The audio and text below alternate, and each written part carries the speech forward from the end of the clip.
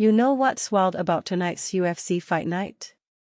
It's not just the fighters, it's the storylines hiding in the odds. Let me tell you, when I look at these matchups, I don't see just a list of names.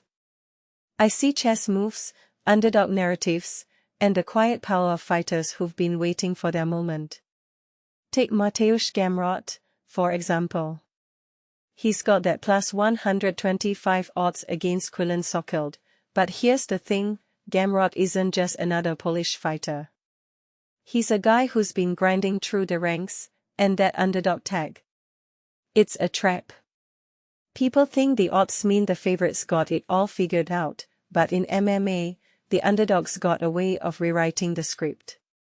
I mean, how many times have we seen a fighter with a lower line absolutely dominate?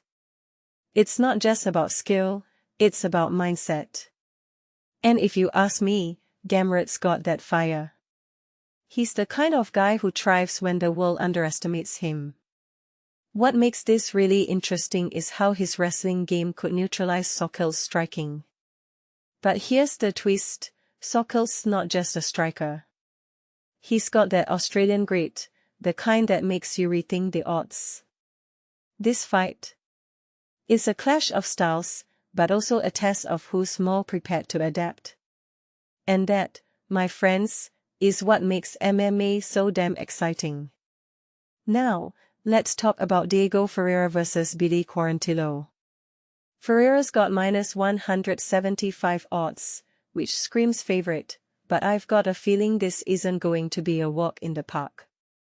Quarantillo's not some rookie, he's got that Brazilian tenacity, the kind that turns fights into wars. And don't sleep on the fact that Ferreira's been on a bit of a roller coaster lately. You know what happens when a fighter's momentum shifts? It's like a pendulum. If Quarantillo can land that one big shot early, he's got a real shot. But here's where I think people get it wrong, Ferreira's not just relying on his striking. His grappling is elite, and if he can take this fight to the mat, he's got a 90% chance of winning. But wait, what if Quarantillo's got a secret weapon? Maybe a submission hold he's been practicing in secret. That's the beauty of combat sports, you never know what's coming next. And then there's the women's strawweight bout between Amanda Lemos and Alexia Thainara. Lemos is the minus 250 favorite, which makes sense, she's got that Brazilian dominance in her blood. But here's the kicker, Thainara's not just another name on the card.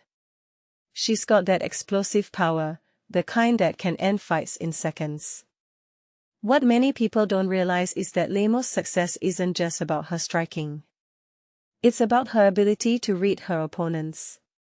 She's like a predator, always waiting for the perfect moment to strike.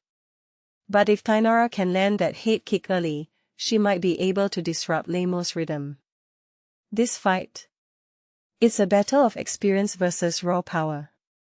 And honestly, I can't wait to see who comes out on top. If you take a step back and think about it, these fights aren't just about who wins. They're about the stories they tell. The underdogs, the favorites, the fighters who've clawed their way up from nothing.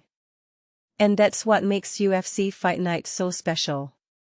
It's not just a show, it's a reminder that in combat sports, anything can happen.